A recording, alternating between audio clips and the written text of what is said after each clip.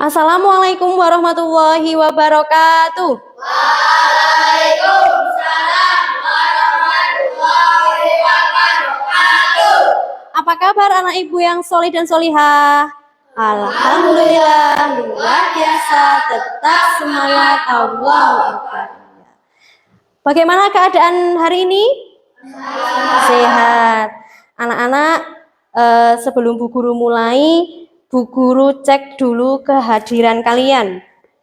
Biasanya kalau bangkunya penuh, tidak ada yang kosong, berarti semuanya hadir ya. Baik.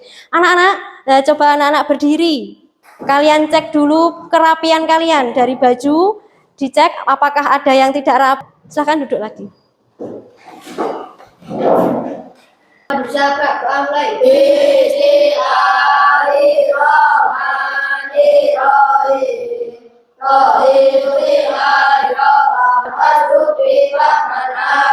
Semoga dengan berdoa tadi dapat memperlancar pembelajaran kita pada hari ini, nggih.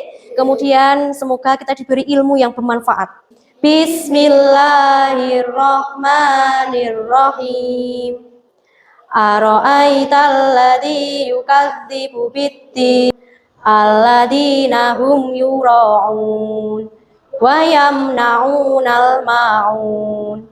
Shadaqallahul azim. Garuda Pancasila, akulah pendukungmu. Patriot proklamasi, sedia berkorban untukmu. Ayo maju, maju, ayo maju. Ayo maju, maju. Semangat.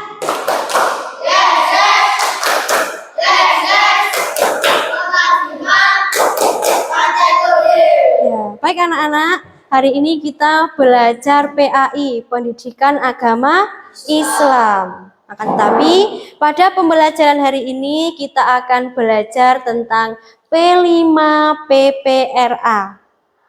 Anak-anak ada yang sudah tahu apa itu P5? Apa? Belum? Ada yang belum tahu P5? Ya. Di P5 itu ada profil pelajar Pancasila. Yang pertama apa?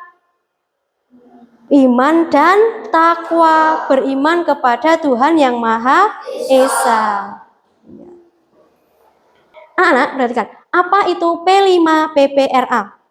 Nah, P5 PPRA merupakan singkatan dari Proyek Penguatan Profil Pelajar Pancasila dan Rahmatan lil Alamin sebagai upaya untuk meningkatkan pemahaman dan kesadaran siswa terhadap nilai-nilai Pancasila dan konsep Rahmatan lil Alamin. Nah, ini.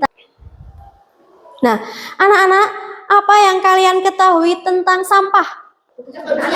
Iya, bekas makanan manusia. Apalagi? Iya, bungkus makanan. Ya, pokoknya yang namanya sampah itu sesuatu yang sudah digunakan atau bekas seperti itu. Ada berapa jenis sampah yang kalian ketahui anak-anak? Dua, bagus. Apa saja? Iya, jenis sampah organik dan jenis sampah anorganik. Jenis sampah organik itu maksudnya bagaimana? Betul sekali, sampah yang bisa membusuk itu namanya sampah organik. Contohnya seperti apa? Sampah apa? Daun, kulit pisang, ya, pokoknya yang bisa membusuk. Kemudian jenis sampah yang kedua yaitu sampah anorganik. Sampah yang seperti apa? Tidak bisa membusuk. Iya, contohnya sampah apa? Sampah plastik, ya, tidak bisa membusuk. Itu. Nah, anak-anak, apa saja dampak sampah terhadap lingkungan? Iya, bagus sekali, menyebabkan banjir. Kemudian apa lagi? Pencemaran udara, pencemaran lingkungan. Kemudian menyebabkan polusi tanah. Ya apa tidak? Iya, tanah menjadi tidak subur. Nah, maka dari itu, bagaimana cara mencegah supaya sampah itu tidak mencemari lingkungan? Iya, membuang sampah di tempat sampah. Kemudian ada lagi. Apakah sampah itu bisa kita manfaatkan anak-anak? Bisa. Dengan cara dibuat apa? Karya. Betul sekali. Dibuat. Anak-anak, perhatikan. Apakah dari kalian pernah membuat karya dari sampah atau barang bekas? Pernah? Coba Mas Gibran pernah membuat apa? Dari botol bekas. Dari botol bekas membuat apa misalnya? Membuat tempat pensil. Mas Rama pernah membuat apa dari sampah? Dari kardus membuat apa? Karya apa? Membuat masih dari kardus. Ada lagi yang pernah membuat? Mbak Tasya? Pernah membuat apa Mbak Tasya? Tempat pensil dari botol bekas. Bagus. Anak-anak berarti pernah membuat sebuah karya dari sampah, ya apa tidak? Iya, dari sampah. Kalau sampah itu kita kita olah, kita rubah menjadi sebuah karya, itu akan lebih bermanfaat dan akan mengurangi sampah. Ya. Tujuan dari pembelajaran P5 yaitu kita mengambil tema gaya hidup berkelanjutan, yaitu memanfaatkan sampah bekas menjadi karya yang indah. Tujuannya menghasilkan ide kreatif dan inovatif, ya. Jadi siswa nanti diharapkan mampu menghasilkan gagasan orisinil dalam merancang dan membuat proyek berupa nanti seni kaligrafi yang indah dari sampah bekas, sampah plastik ya. Kemudian tujuan yang kedua, bernalar kritis dalam membuat proyek. Siswa diajak untuk memilih sampah yang bisa kita gunakan untuk membuat karya seni kaligrafi. Kemudian tujuan yang ketiga, mengembangkan sikap peduli lingkungan. Ya, jadi siswa diharapkan dapat berkontribusi dalam pengelolaan sampah plastik melalui apa? Melalui proyek pengolahan sampah plastik menjadi karya yang inovatif. Dengan apa? Dengan memanfaatkan botol plastik, kemudian sampah bekas, nah sebagai media untuk membuat karya seni kaligrafi, itu ya. Sehingga nanti karya tersebut bisa kita gunakan untuk hiasan kelas misalnya, kemudian bisa kita jual, ya apa tidak? Nah, itu akan lebih bermanfaat. Nah, anak-anak, mengapa kita mengambil tema sampah? Nah, ini ya, coba anak perhatikan. Ada setumpuk apa itu? Iya, ada setumpuk sampah. Sampah itu dari sedikit, misalnya dari sekian siswa ada 8 anak. Satu hari membuang kira-kira berapa sampah? Banyak apa tidak? Banyak, tidak terhitungkan. Sehari kita misalnya membuang 2 sampah, 1 anak. Di kelas ini ada 8 anak. Kalau 8 anak itu membuang sampah 2, berarti berapa sampahnya? 16 sampah dalam waktu sehari. Kalau dalam waktu 1 bulan kira-kira banyak apa sedikit?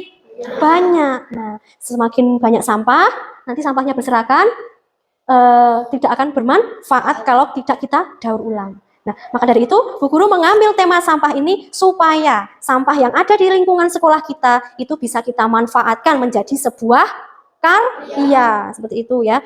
Jadi limbah plastik itu tidak dapat diurai, ya apa tidak? Dibakar, bikin polusi udara, ya apa tidak? Dibiarkan, juga bikin tanahnya nggak subur. Kemudian baiknya bagaimana? Dibuat karya, ya. Jadi plastik itu bisa merusak lingkungan dan juga menyebabkan penyakit, ya apa tidak? Iya. Nah, untuk mengatasi masalah ini, maka kita berusaha untuk memanfaatkan sampah plastik tersebut menjadi sebuah karya seni kaligrafi yang bisa digunakan untuk hiasan dinding, hiasan kelas. Manfaat pengolahan sampah plastik. Nah, yang pertama, mengurangi sampah. Sampah adalah material sisa yang tidak diinginkan setelah berakhirnya suatu proses. Sampah dibagi menjadi sampah organik dan sampah anorganik ya. Jadi manfaat mengolah sampah plastik itu apa? Mengurangi sampah. Kemudian manfaat yang kedua, menciptakan ruang kelas yang indah, menjadikan belajar lebih nyaman. Kalau kelas kita ini dihias, dipenuhi dengan hiasan-hiasan dari sampah bekas plastik yang bagus, maka kelasnya akan terlihat nyaman, terlihat indah, ya apa tidak? Ya.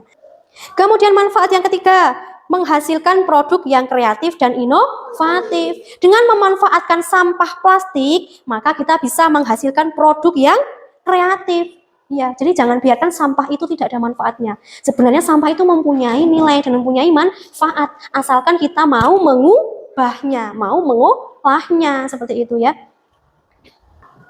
Nah, sekarang ke pengenalan. Apa itu gaya hidup berkelanjutan?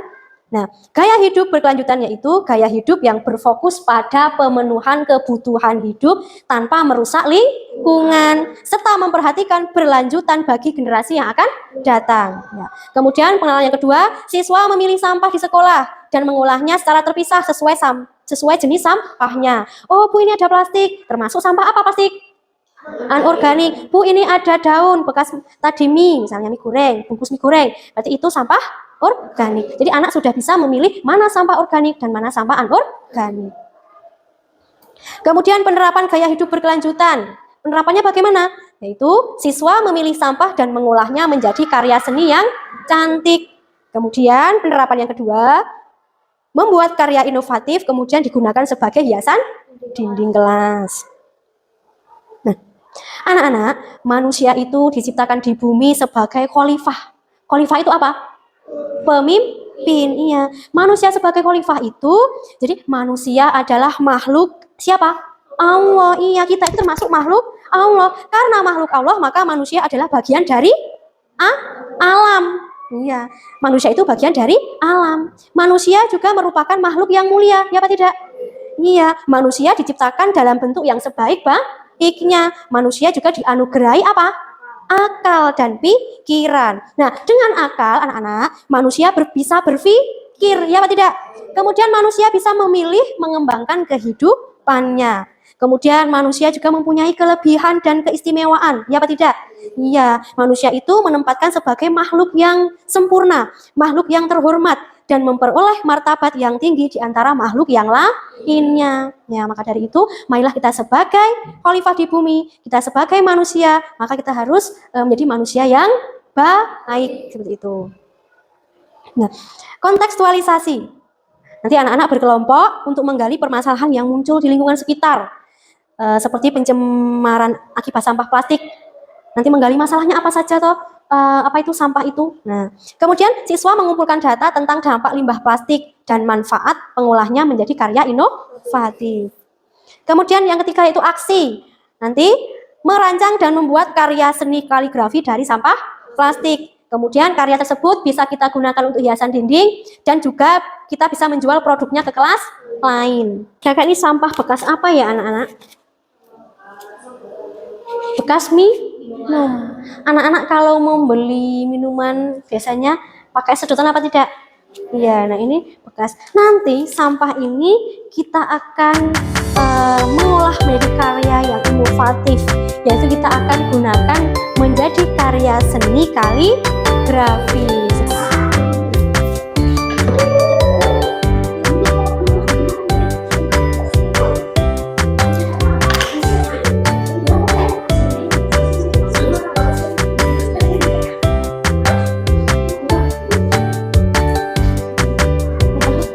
Ya, boleh gawein Korean.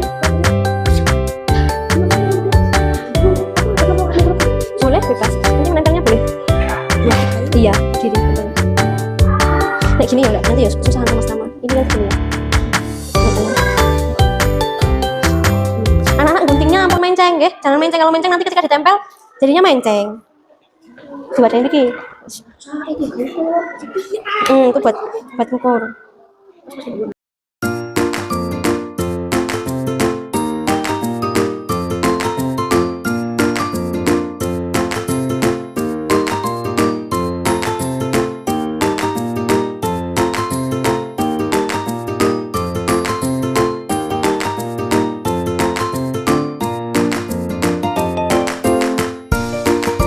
Terima kasih, tadi kita sudah membuat karya inovatif kita dari barang bekas atau sampah plastik. Ya, tadi kita sudah membuat karya apa? Karya seni kaligrafi. Ya, semuanya hasilnya bagus.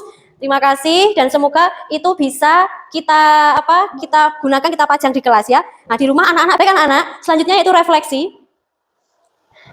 Bagaimana perasaan kamu ketika mengikuti kegiatan P5 PPRA? Bagaimana perasaannya? Senang. Ya, senang. Apakah kalian sudah mampu mengetahui proses pengolahan sampah plastik menjadi karya yang inovatif? Sudah. Itulah tadi hasilnya. Apa yang menjadi kesulitan kamu ketika mengerjakan P5 PPRA? Presentasi. Oh, artinya tidak untuk kegiatan P5 PPRA kita hari ini selesai. Anak-anak di rumah bisa membuat karya lagi ya. Sebelum buku tutup, ada pertanyaan? Tidak ya. Terima kasih anak-anak. Bu Guru akhiri, wassalamualaikum warahmatullahi wabarakatuh. Waalaikumsalam warahmatullahi wabarakatuh. Marilah kegiatan pembelajaran. Duduk saya gerak doa like. Allahumma